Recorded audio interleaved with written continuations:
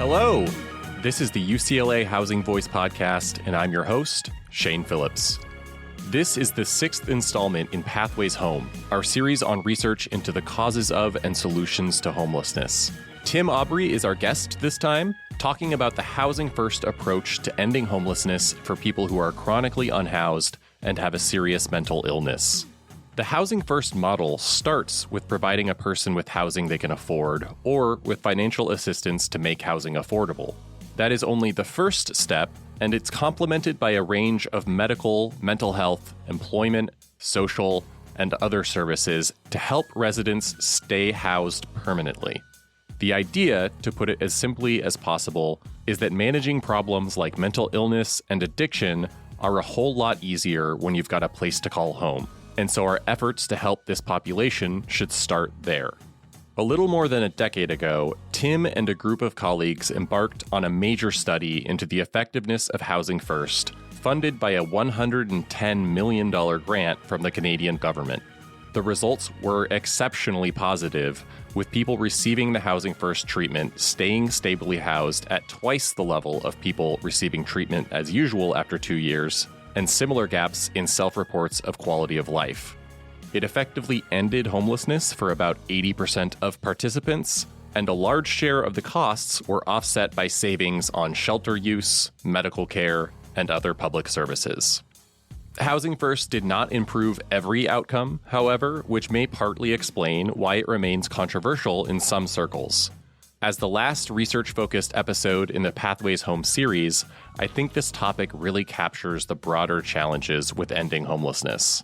We have an intervention here that works for many, but not for all, that solves some problems, but not others, that improves people's lives, but needs complementary reforms to fix the structural factors that drive people into housing instability and homelessness in the first place, and that is limited more by our ideas about who deserves help and who doesn't, and less by the inadequacies of the intervention itself.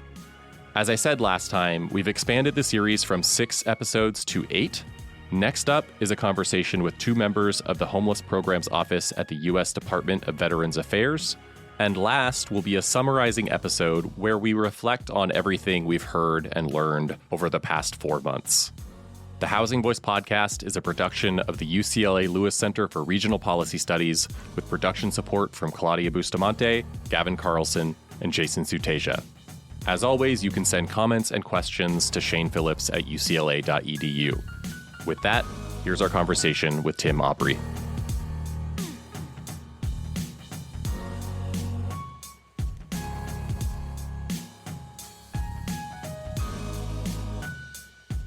Tim Aubry is a professor in the School of Psychology and senior researcher at the Center for Research on Educational and Community Services at the University of Ottawa, and he's with us today to talk about the Housing First model and his research into its effectiveness at addressing chronic homelessness for people with serious mental illness.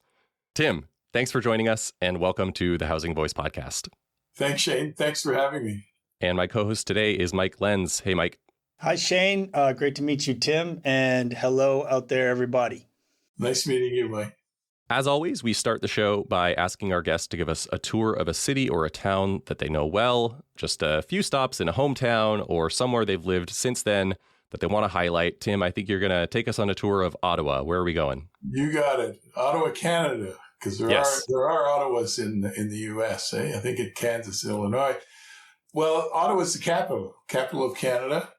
In fact, and I think 7th coldest capital in the world, country capital. Yeah, and this time of year, that's pretty obvious. About a little over 1 million people, a couple hours from Montreal, 5 hours from Toronto to drive. Being the capital, it has lots to offer. It's got all the national museums, National Art Gallery. It has a canal that's quite well known. And in fact, the longest skating rink in the world is the Rideau Canal. Seems appropriate for Canada. Yeah, it freezes. It's not open yet, though. And it never opened last year. Wow. But it will open this year. It's very clear because it's going to be brutally cold here these next few days. And it's a nice place to visit. I mean, we have a winter carnival at the end of February. If you skate, you might come to that, but I'd recommend you come to the Tulip Festival in May. We have a lot of festivals here because we are the capital of the country. So I would encourage you to come and see Ottawa. I think our Californian listeners might be much more interested in the May Tulip Festival visit than the January or February skating, freezing temperature visit. Yes. That makes sense. Yeah. I'm from the capital of Minnesota. I wonder how Ottawa and St. Paul compare in terms of the I bet you coldest capitals. They'd be rivals on the weather front. Yes. So our discussion today will center around a report that's now approaching 10 years old, published in 2014 for the Mental Health Commission of Canada. It's known as the National Final Report on the Cross-Site At-Home Chez Soi project, and it's authored by Tim and about a dozen others whose names you can find in our show notes online.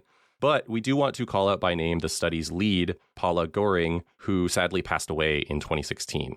The study came about from a $110 million investment by the Canadian federal government, which had the goal of generating knowledge about effective approaches for people experiencing serious mental illness and homelessness. At home chez soi just means at home in French for the non-French speaking listeners, was structured as a randomized controlled trial, which, as we've noted before on the show, is the gold standard for research design when you want to evaluate the effectiveness of a specific intervention. And in this case, that intervention was Housing First. The idea behind Housing First is that for people experiencing homelessness who also have significant barriers to returning to stable housing, like mental illness, the most effective approach in most cases is to provide housing first. Once that individual is indoors in a home, you then work to address their other needs. This is in contrast to how we've traditionally approached homelessness in the US and Canada, which is to withhold housing or housing assistance until those other problems are resolved. Get sober and we'll give you help with housing. Get your mental illness treated and then we'll help you with housing is essentially the idea. Housing First proponents argue from, I think, a pretty common sense perspective that these problems are much more challenging to resolve when you're living in a shelter, a car, or a tent on the sidewalk. The At-Home Chez Soi project, which operated in 5 cities with different contexts, shows quite persuasively that the proponents of Housing First are correct, though the devil, as always, is in the details. To preview the findings just a bit, the housing-related outcomes like days in stable housing and housing quality were unequivocally and strongly positive for the people who received the Housing First treatment, while health, social, and other non-housing outcomes were generally positive, but more mixed. We'll be getting into those details over the next hour, along with some conversation about the criticisms of Housing First and what we've learned in the years since this report came out.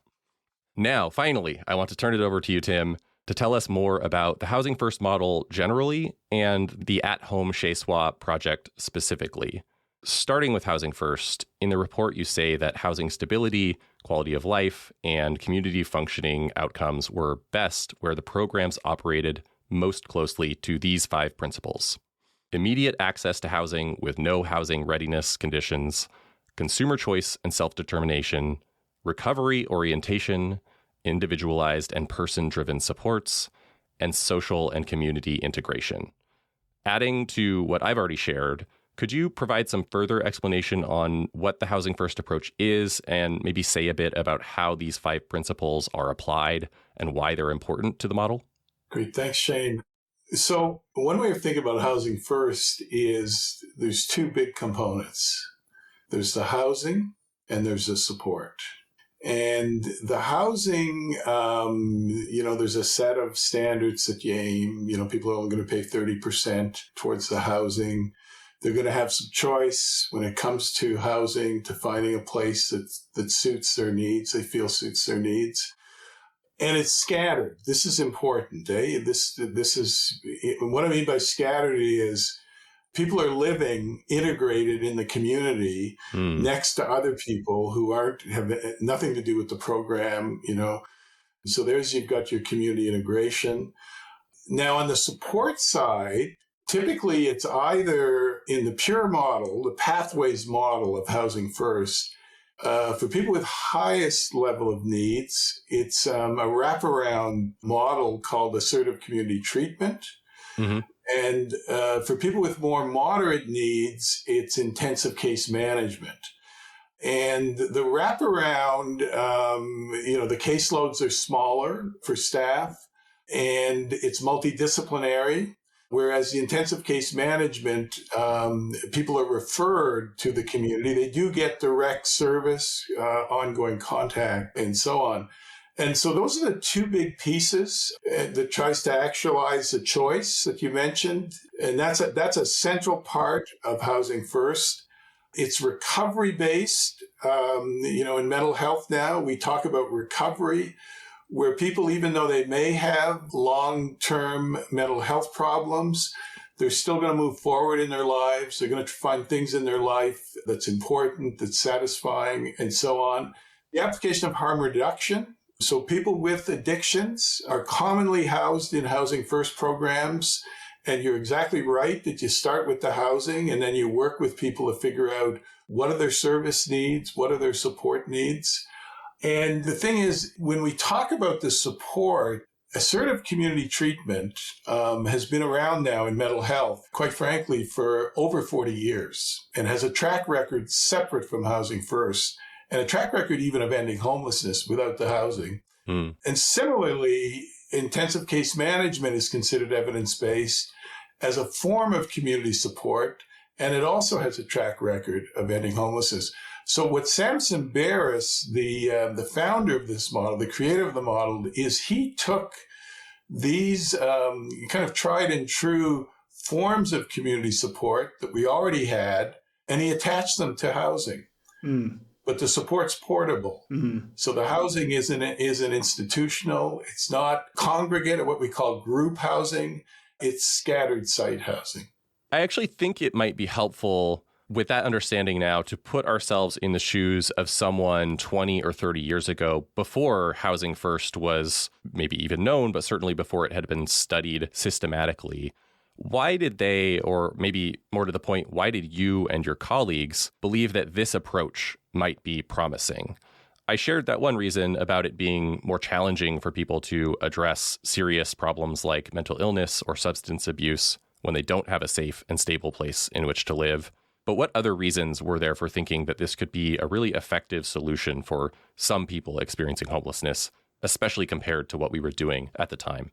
Well, I will start, Shane, and say that what we were doing at the time, and for a long time, wasn't working. People just kept coming back and to be homeless.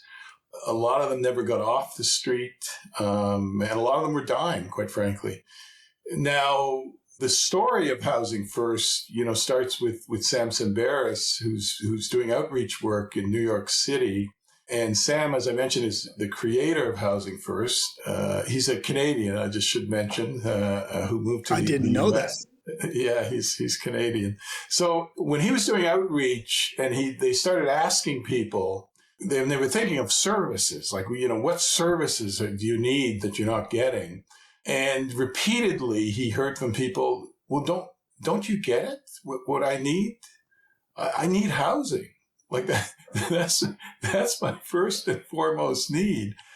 And so he took a risk and he decided to pilot a small project that essentially put people in housing and with some support and see, could they manage it? I mean, the thinking at that time, this was the late 80s, early 90s, was that most of those people were not going to be able to stay in their housing.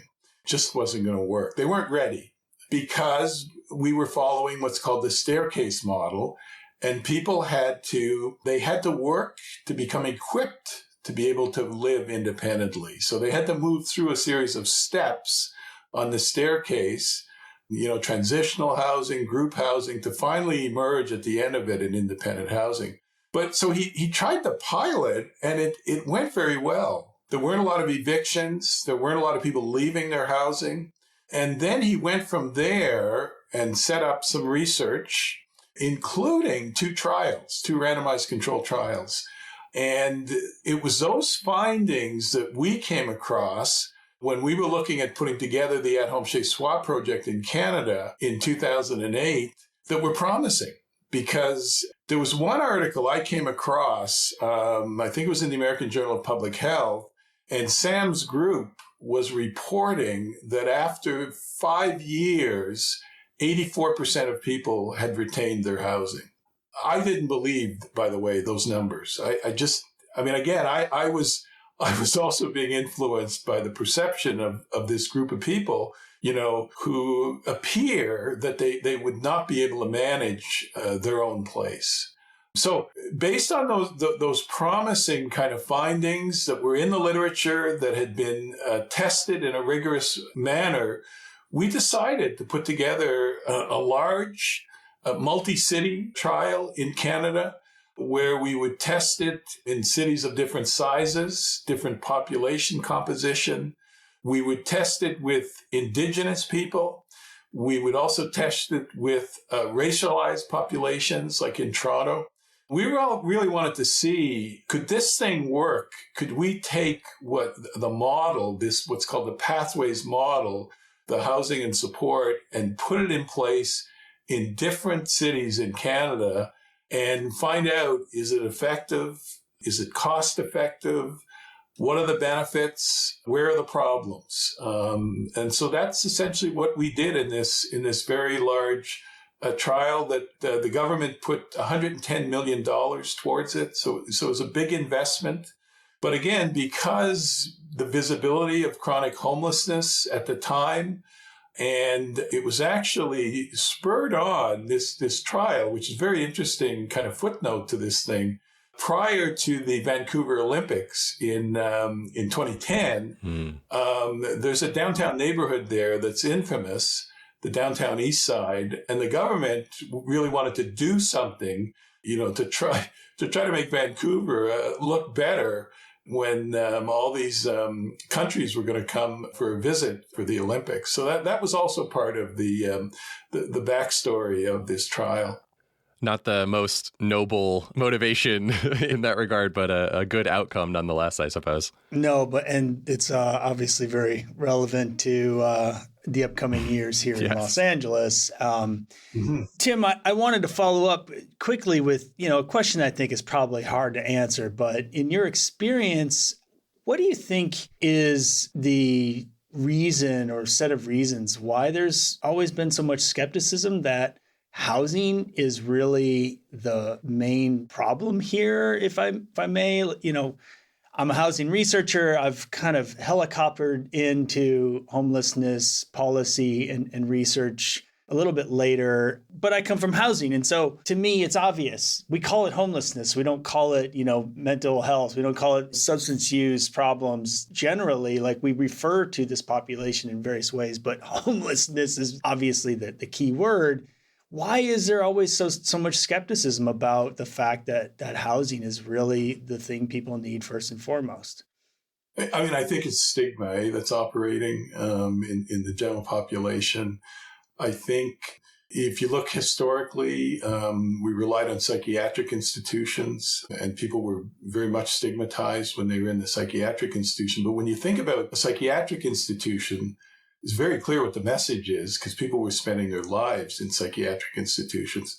They can't live in the community. They just don't have the competencies, and of course then there's fear of danger if we let them out and so on. But we got past that to the point of closing psychiatric institutions, both in the U.S. and Canada.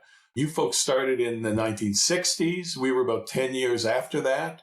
But I think the stigma that operated in those institutions followed people into the community. And, with stigma, there's discomfort and so on.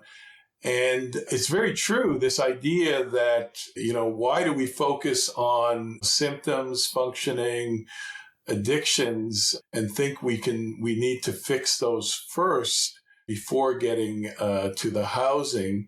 I think it's just the way we have thought about people with severe and persistent mental illness that continues to this day, and that requires, quite frankly, a lot of public education we need to do. Because even though the evidence is pretty unequivocal, that housing first ends homelessness for most people, even though that's the case, I don't think the public believes that. In fact, I would go even further, and I know for a fact that there's service providers out there that work with people in shelters, in drop-in centers. They don't believe that either. Wow. So this is part of the challenge of trying to scale up this approach in communities. Yeah, that's the thing. I think it resonates today as a problem, right? This is not just like, oh, why were we skeptical about this in the 80s and 90s? It's like, this is what typical people believe right now. I agree completely. Yeah. And, I think beyond the mental illness element of this or the stigma, I think there's also just the deservingness aspect and this feeling of, why are we giving people free housing when it's, I'm working so hard to afford it myself? I think I understand it to some extent. And I think it's something we have to move past, but it is a hard thing to do. And, I think people, again, this is a public education thing to some extent where there's a little bit of a misunderstanding, I think, about what Housing First really is and what is being, quote unquote, given away. And I think we'll get to that in a few questions. But I want to move on here and talk about the at-home Chez Soi project itself. If you can just say a little bit about how the study was structured and in particular, who participated in it. Yeah, so I mentioned 5 cities. There were over 1,000 people. I think it was about 1,150 who got Housing First. There was a random assignment to get either Housing First or what's called treatment as usual. Treatment as usual, by the way, was everything else the community offered other than Housing First. In each city, at least 4 of the 5, I'll get to the 5th city, Moncton, in a second, but in 4 of the cities, we had 3 variations of Housing First. We had one with assertive community treatment. That's for people with the highest level of needs. These were people who possibly had a hospitalization history. They had concurrent disorders, which I think in the U.S. is dual diagnosis, mental health problems and addictions. They had more severe kind of mental health diagnoses, in particular psychotic disorders. So those are the highest level of needs, and they were going to go in and get support through assertive community treatment along with the housing. The second variation was with intensive case management. These were individuals who had more moderate level of needs, long-term depression. They were obviously functioning better, but still the mental health issues were real challenging for them. They also anxiety disorders, but they were still at a more moderate level of need. And there was a way of assessing their functioning that also came into play. And they got for support intensive case management, which is the less intensive, but it's still quite intensive. And then the third variation, which is pretty interesting, and you mentioned Paula Goring, the late Paula Goring, who led this project, who was just a master, had a career in community mental health. She devised this idea that every city would get to put together their own Housing First program. They would put together whatever they want, but it had to involve the implementation of Housing First principles. So this is where in Toronto, they decided, let's do a program that has a good dose of anti-racism, anti-oppression, with an agency that works with racialized populations across boundaries. In Winnipeg, they decided what they would want to do is they wanted to put together an Indigenous version of Housing First as their third variation. And then out in Vancouver, their third variation was actually a congregate or single site form of Housing First. And then Montreal decided their version would include supported employment, which is kind of interesting. So once you're housed, what's next? Well, a lot of people say, I'd like to either work or go back to school or do something. And then finally in Moncton, there was only, because it's a small population, there was one program with assertive community treatment, and then the local variation was a rural arm of Housing First. So this was a chance really to test Housing First in a bunch of different forms, but also to populations with different level of needs. Yeah, and just to add a little bit there, in terms of demographics, I think one thing to call out here is that the average time that participants in either group, the treatment as usual or the Housing First, Their average time of homelessness was about 5 years. And, just to underscore the vulnerability of this population, the participants reported an average of 4 to 5 types of adverse childhood experiences out of a list of 7. Those 7 were emotional, physical, and sexual abuse directed at them, or in their living situation being exposed to domestic violence, neglect, exposure at home to substance misuse, or having a household member in prison. So, again, the average person had 4 to 5 of those 7 experiences during childhood, which greatly increase your risk of homelessness as an adult. So this is really a very challenging population to house, really the most difficult to house among the homeless population. And there was a lot of variation otherwise in terms of age, ethnic background, gender identity, education, et cetera. It was, about, I think, 2/3 men, but 1/3 women. Can you say a little bit more, though, about the services? I understand there's the difference between assertive community treatment and then intensive case management. I think we haven't made clear, though, how those services are delivered. Those are on-site services, essentially, right? You have people in the facility, particularly with the ACT, the high-need population. There's someone there all the time, correct? Actually, no, the services are delivered in the community generally. Okay. They do come to the agency, though, to be clear. But that's why we refer to them as portable. And the minimum that people had to agree with was 1 visit per week. Okay. Mm-hmm. So it depended what was going on, but the philosophy of the services, whether it's assertive community treatment or intensive case management, was to go to people rather than them to come to you. That it wasn't office based. So, a lot of the services were delivered in people's homes, actually, or they'd go to coffee shops. They would do things depending on what issues. They got assistance to go to appointments in some cases. Now, the distinction, though, between assertive community treatment and intensive case management is important because I mentioned earlier that you've got these multiple disciplines that are part of a team for intensive case management, typically led by a psychiatrist who's the clinical lead. But then you've got psychiatric nurses, you've got social workers, you've got occupational therapists, you can have an addictions treatment specialist, and they work together and share the caseloads. So you see, so that's a little different. Intensive case management, the case manager will be the primary case manager for a caseload. Typically, it's in the range of 12 to 15. We were at the lower end, probably more around 12. And then typically, assertive community treatment is 8 to 10. So you can see the difference in terms of intensity. Intensive case management, you're going to refer people a lot more into the community for the service because there's only you. Again, though, there's a minimum expectation of a visit a week. People are followed very closely in these programs.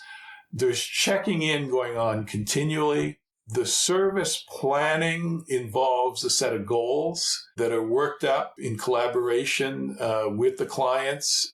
There's a heavy emphasis, I mentioned earlier, about choice. It's not only choice of housing, but it's also choice of services.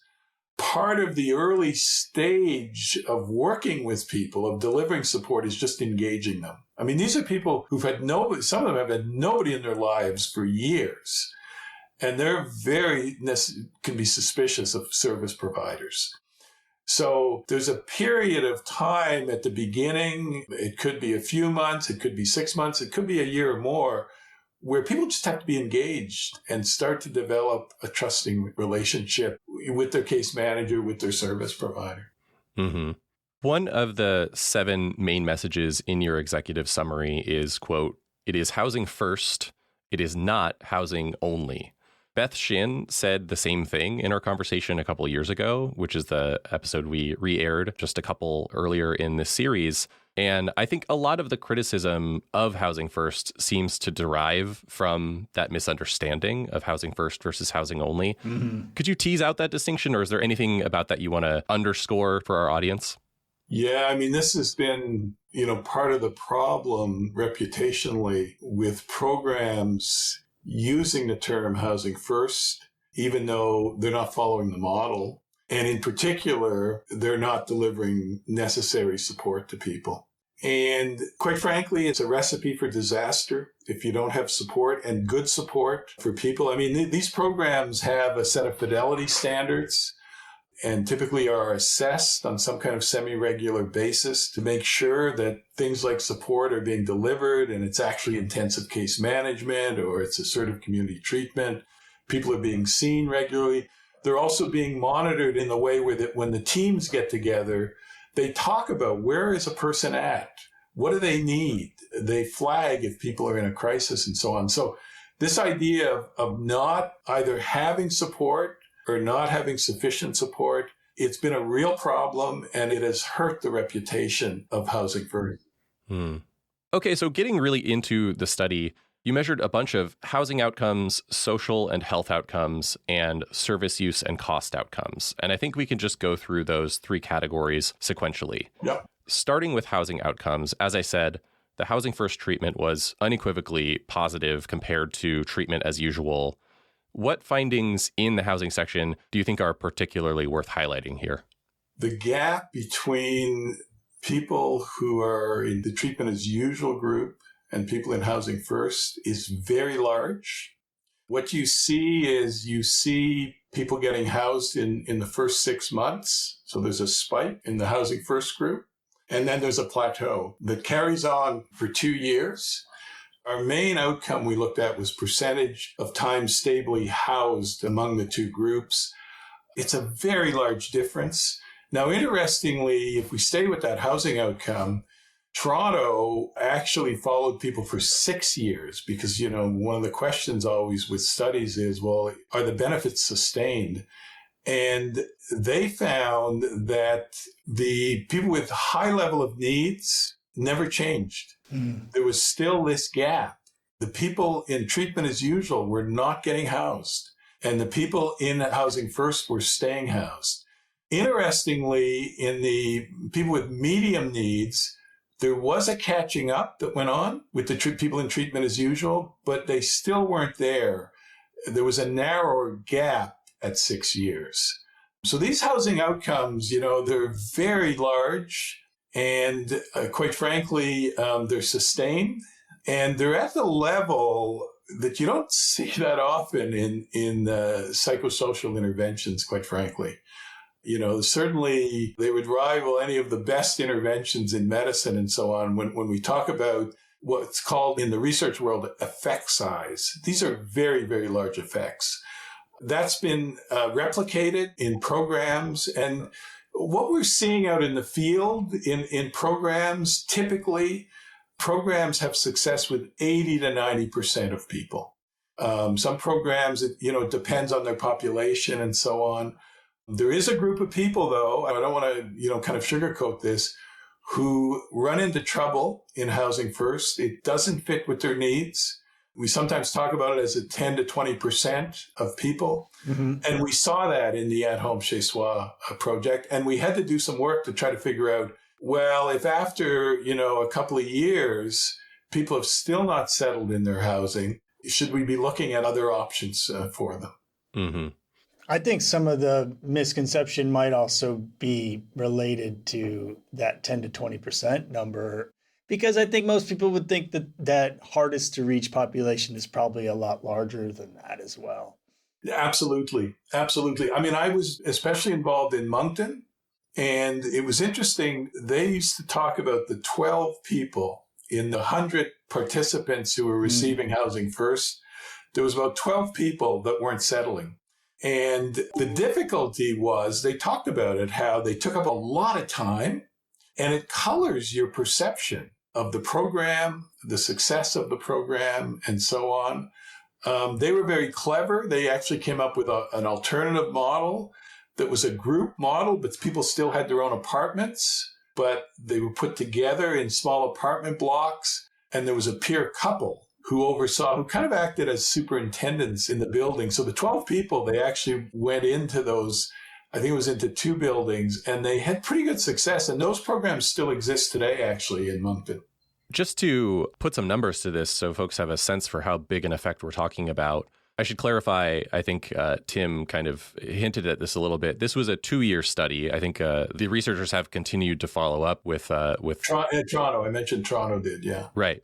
But overall, each of these places was studied for 2 years, and that's the findings that we're reporting on. And so in the last 6 months of the study, 62% of the Housing First participants were housed all of the time, compared to only 31% of the treatment as usual participants. And that's after they had quite a bit of time to converge. This was kind of their closest convergence. Yep. And it was still twice as many Housing First participants were housed all the time. And on the other side of the ledger, only 16% of Housing First participants were housed none of the time, compared to 46% of the treatment as usual. So about 3 times as many were housed none of the time. So these are really, really significant effects that, again, as Tim said, you don't see that kind of impact from programs very often, or that kind of difference relative to existing services or existing programs. So let's move on to health and social outcomes. And I have a little more of a challenging question here, I think. Sure. Good. Participants in the Housing First group self-reported higher quality of life and received somewhat higher community functioning scores. And in interviews, they reported being less survival-oriented and more secure, peaceful, and less stuck.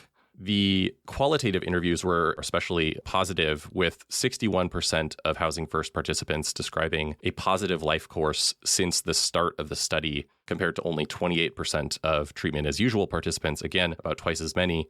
Treatment as usual participants, on the other hand, were about more than 4 times as likely to describe a negative life course over the study period. That is all very positive news. At the same time, while both the Housing First and Treatment as Usual groups saw overall improvements in mental health and substance-related problems over time, the Housing First participants did not perform meaningfully better, not statistically significantly better.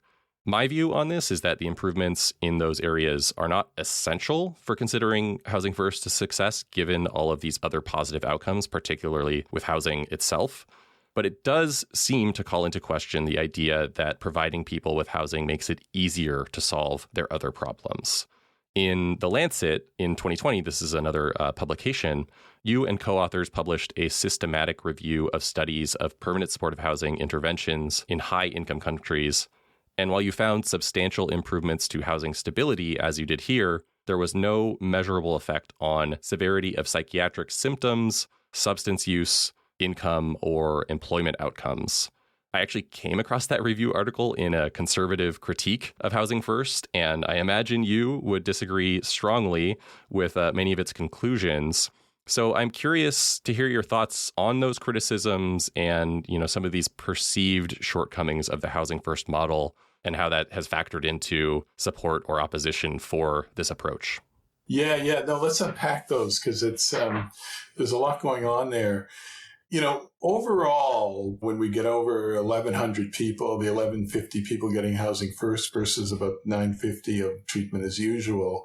So you put the two groups together across the 5 cities, you see it's really more of a small and modest effect around, as you said, quality of life and community functioning that was assessed as part of the trial. But if you disentangle the two groups, you only see greater improvements in quality of life in the variation of the trial where people are getting intensive case management. You don't see it over 2 years with assertive treatment. You see it at 1 year, but not at 2 years. So just to be clear, the high need population is not really seeing improvement in quality of life and community functioning, but the moderate need group is. It's greater improvements than Treatment as Usual.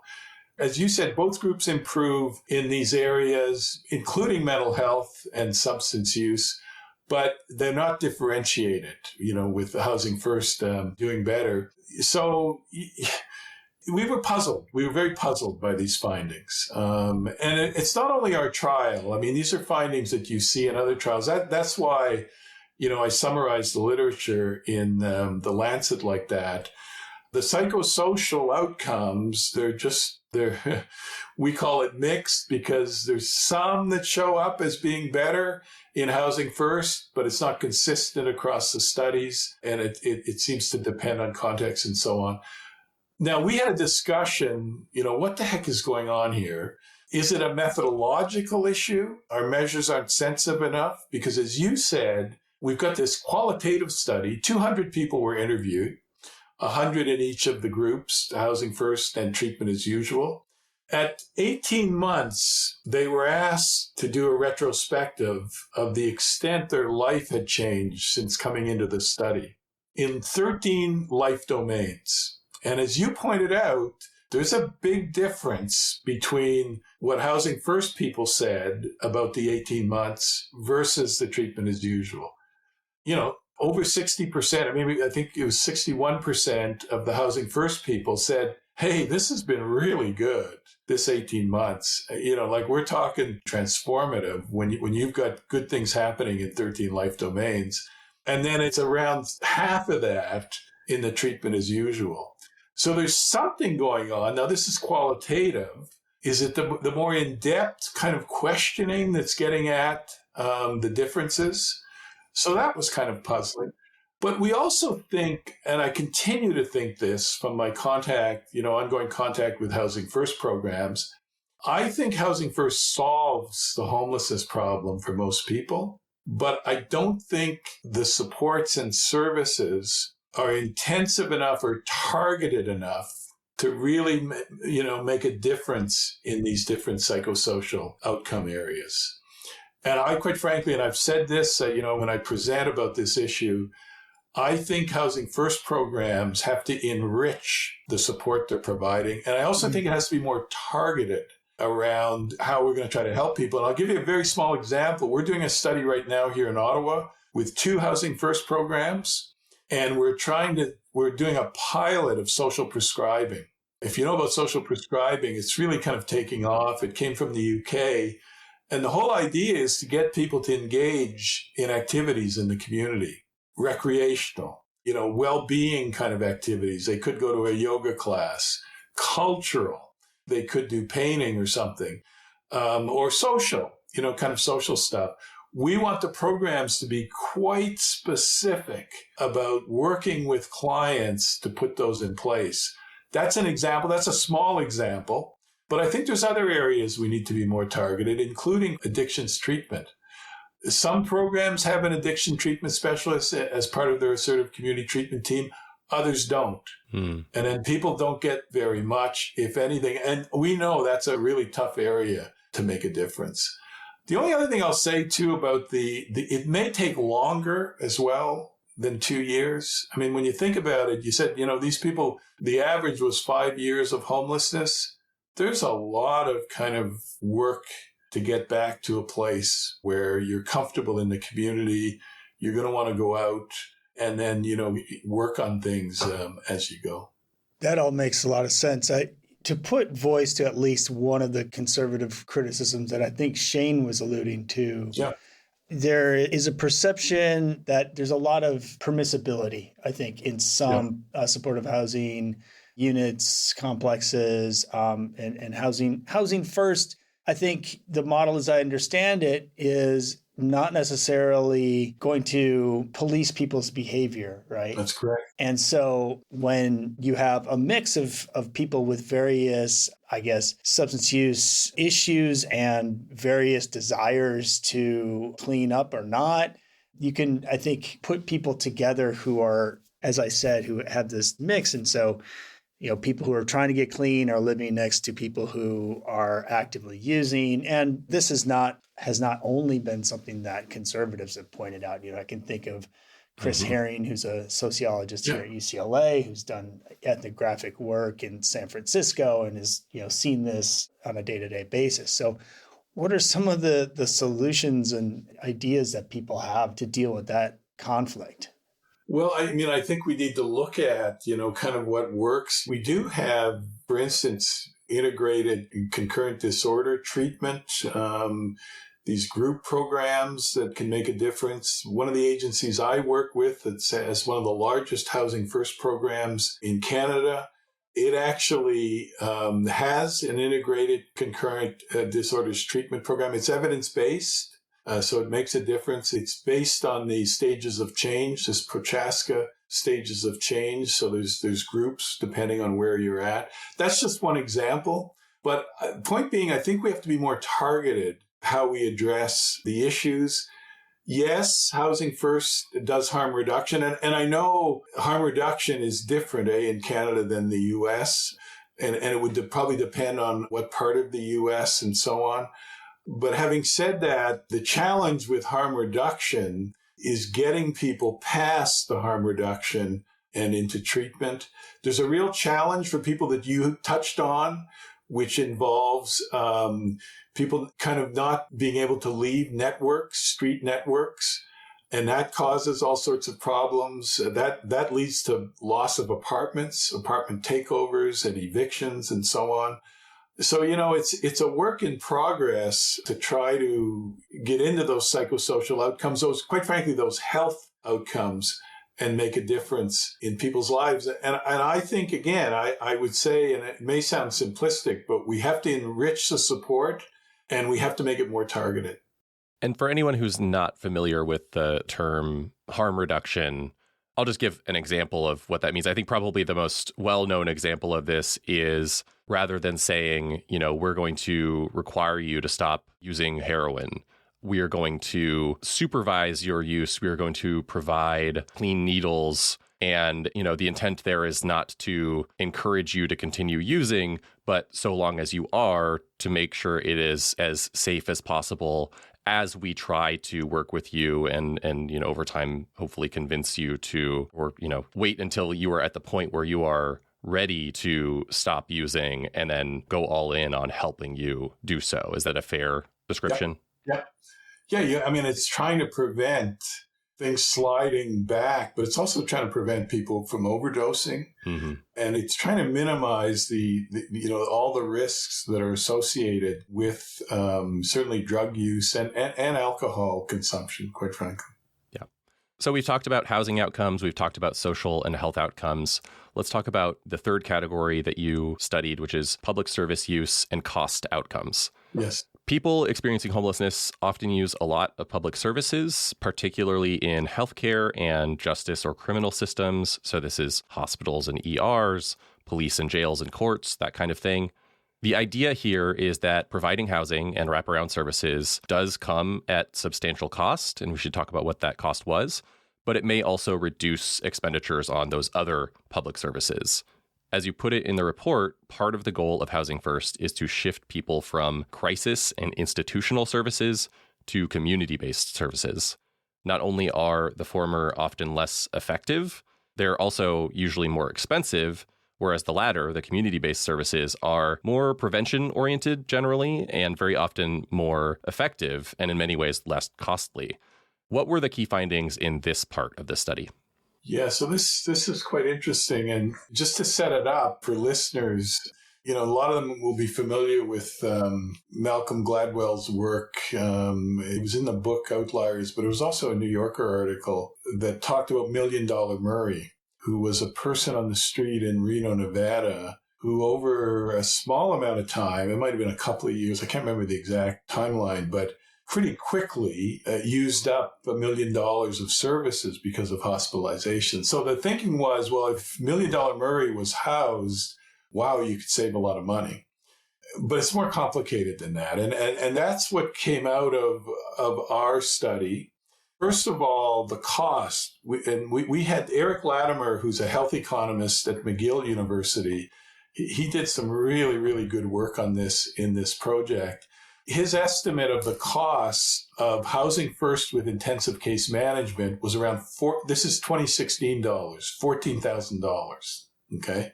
With assertive community treatment, it was between $20,000 and $21,000.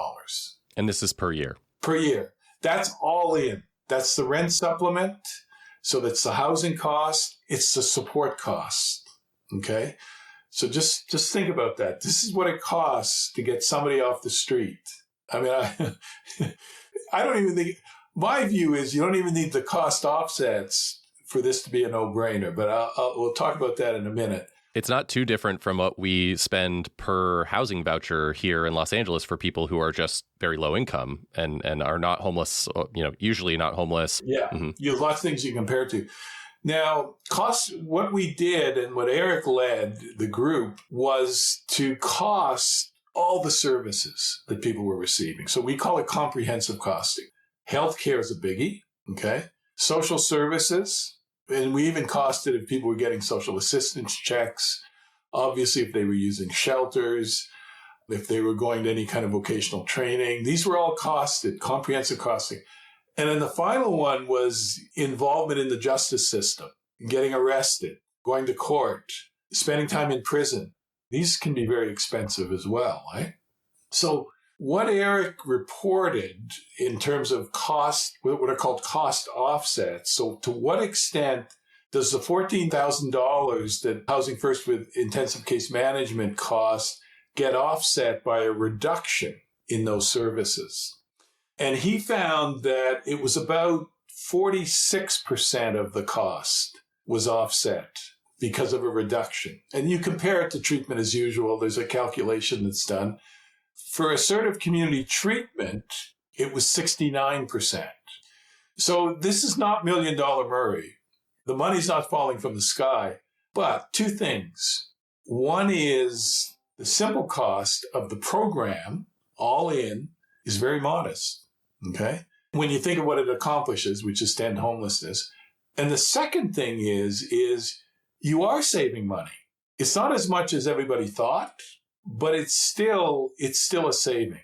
And there's some replication, by the way, of that research elsewhere, although, interestingly, they did a trial in France in 4 cities. We actually helped them out, because we kind of collaborated with them.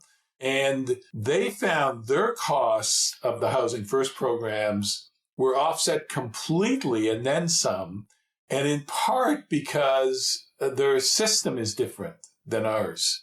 They still do hospitalizations, for instance, psychiatric hospitalizations. So there's costs they have that we don't have in our healthcare and social service and justice-related systems. But that's kind of the picture that emerged.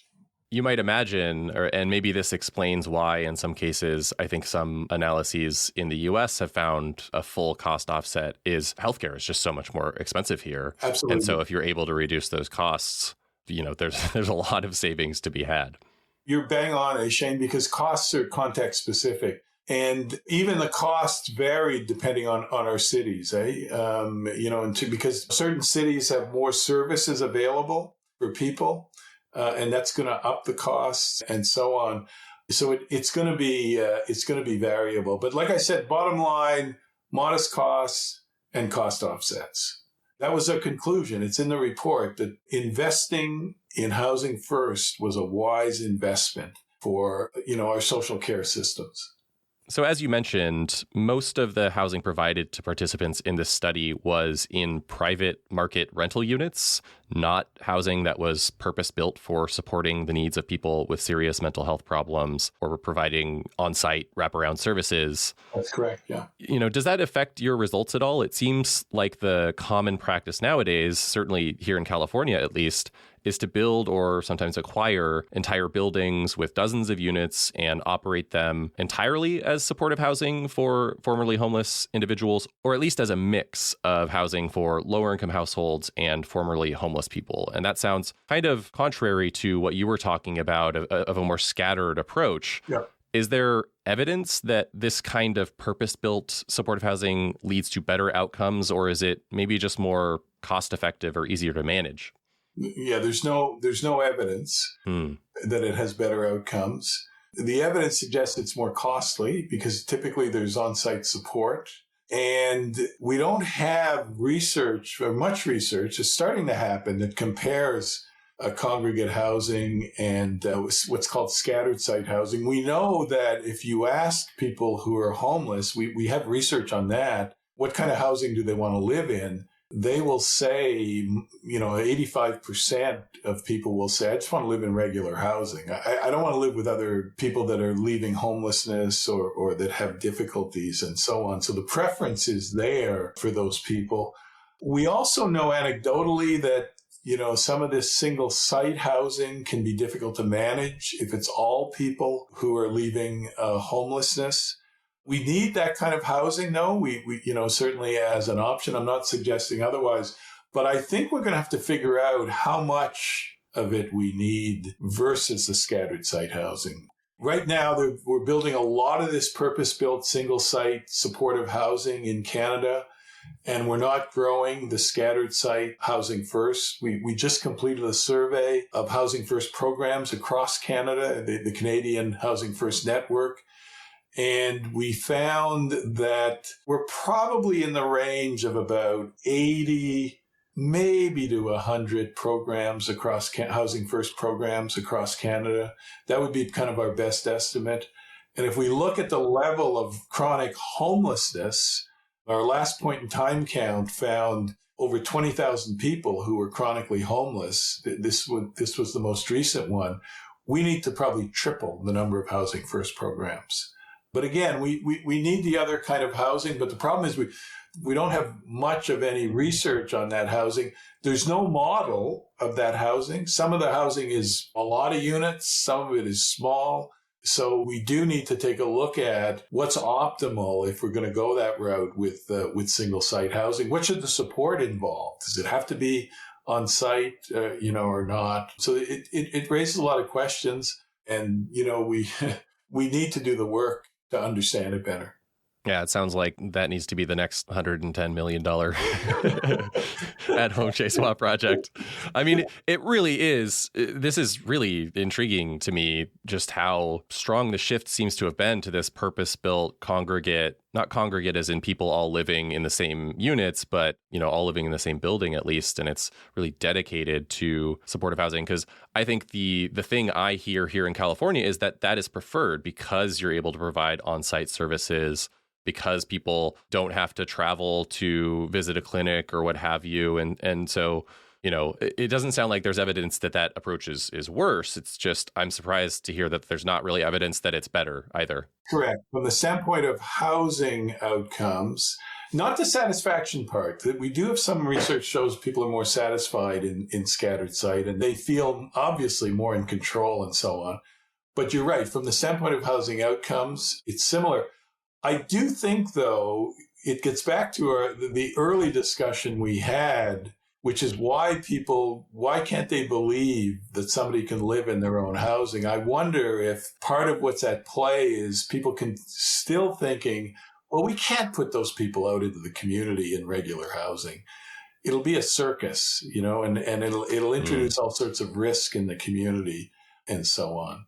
Could you say a little bit about what the landlords had to say? Because you were essentially working with private market landlords, again, not folks who were operating a building, with some mission of helping formerly homeless people or people with mental illness. And so I know there were challenges and bad experiences, but it sounds like largely it was pretty positive.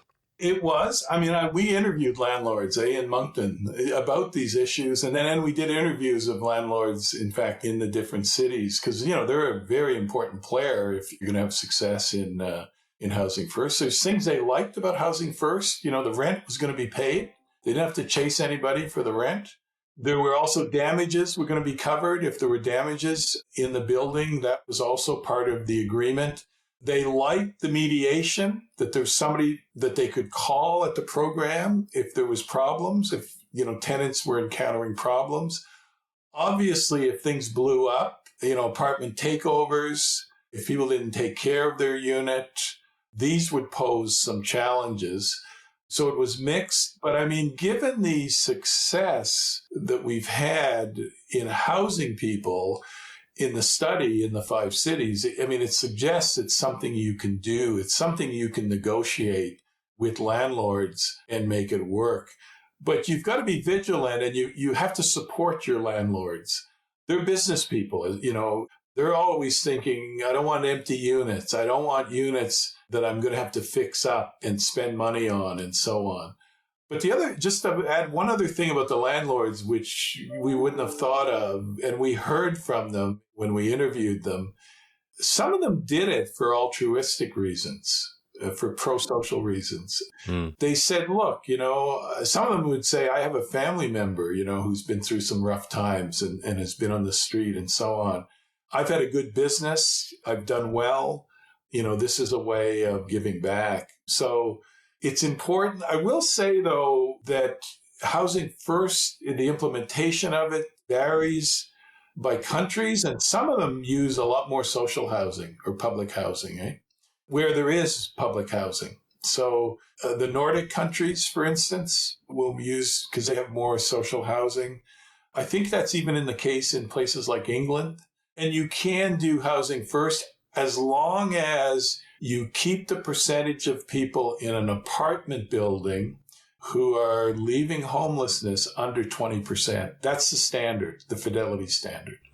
Yeah, I do think people might be thinking, of landlords being asked to rent out 10 out of the 20 units or, a good chunk of their building to the people participating in the Housing First program. But when it's this scattered site approach, what you're probably actually doing is just, in a given building, it might just be one or two, or as you say, no more than 20%. And so we're not talking about having a whole building kind of change over in that way. And I think that does make a really big difference.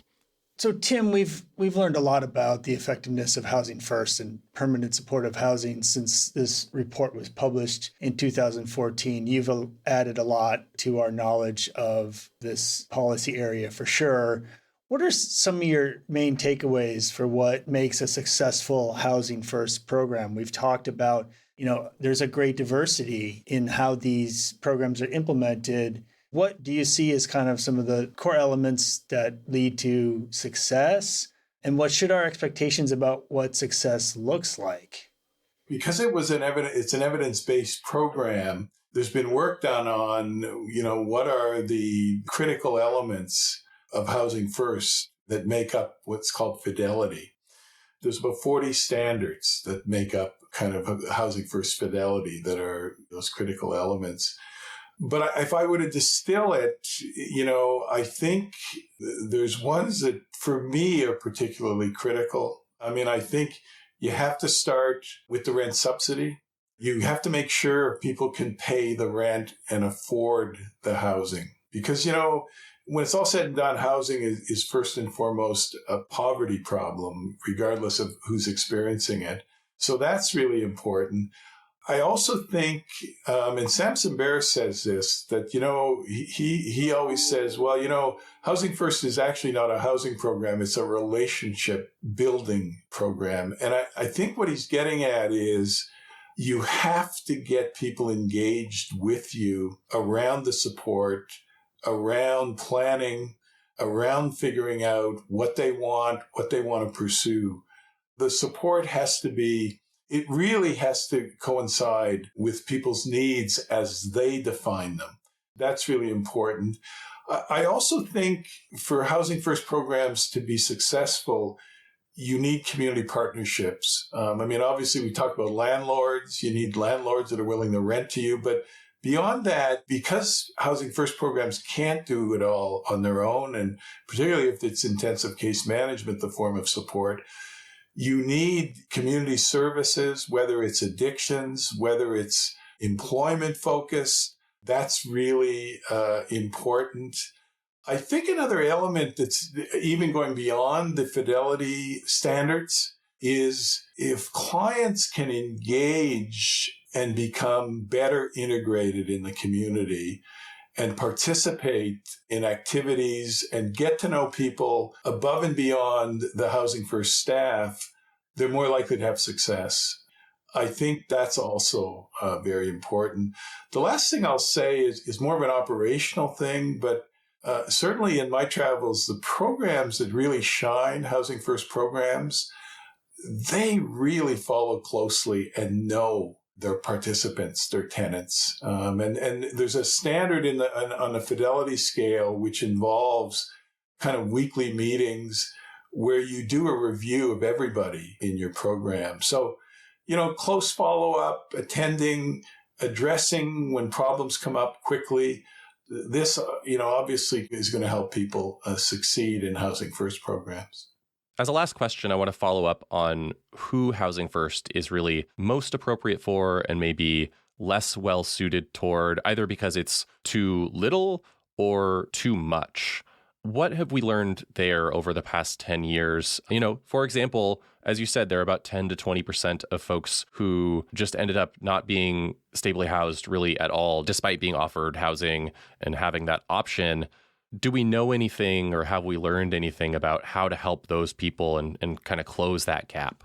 One thing we did, Shane, is because, it's a big database when you've got over 1,100 people receiving Housing First, we tried to kind of look at what predicted stable housing. So to some extent, what are the kind of predictors that, is related to people either being stably housed and, kind of it works, to people running into problems being unstably housed. And it's interesting what emerged. First of all, the findings don't explain what we call enough of the variance. So what we see, and to be saying, oh, this particular person shouldn't go in Housing First. This type of person should, this type of person will succeed. But I do think the findings, they suggest what I call risk factors. So, for instance, younger people have more difficulty in Housing First. There's an age relationship between, Housing First and stable housing. People who have had longer periods of homelessness in their life, it's kind of obvious, they also have less success in Housing First, okay? The substance use does emerge.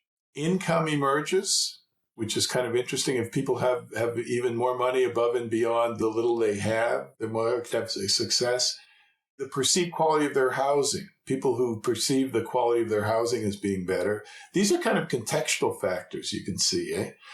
But then the one which we never predicted, and it was the strongest predictor of all, was whether or not people had a family doctor. If you had a family doctor, you were more likely to be stably housed. And it seems that the family doctor maybe is acting as kind of an agent, again, helping people sort out what they need on the healthcare front and help them, to some extent, head more towards a state of well-being because they're getting the services they need. In Canada, the family doctor can open doors, for services. So that was one that kind of surprised us. As I said, we kind of called these things risk factors. And I always remember when I was, would go visit the Housing First program in Moncton and sit in on their case conferences where they would review cases. And every now and then they'd say, oh my God, this person has been in their housing a year, or they've been there for 18 months. I never expected this. I wouldn't have predicted this when they came in the door. Because, people they're at their worst when they're in crisis, they're homeless, and it could have been a long time. So it's a very difficult thing to predict from that standpoint. But like I said, I think the things that I mentioned, I think should be treated as risk factors. And maybe, you look to provide people more support if they're older, if they've had longer lifetime period of homelessness. Certainly, if they have substance use problems, you should do something about that. And I think the idea of finding people family doctors makes a lot of sense. In our conversation with Beth Shin, she made this point that stuck with me about how when you see someone living on the street, on the sidewalk, having a mental health episode, they are, in most cases, at essentially the worst point in their life. And in many cases, I'm sure people coming into this study were at one of the lowest points in their lives. And so to judge their potential at that point is just, you're never going to really know until you've given them a chance to recover and have that stability. Our challenge, I think, is to educate people about the model and about its success. And we got to continue doing that. And I say I'm like a broken record, and I'm only too happy to talk about Housing First. That's why I appreciate the opportunity to come on your podcast. Are there any operators, any programs that you would point to as sort of a gold standard, as a best practice that folks in the US or Canada or elsewhere should look to, reach out to, and try to learn from? Well, Washington, D.C. has very good original programs, the Pathways programs. So they're very interesting. From a rural standpoint, Vermont has also original Pathways programs.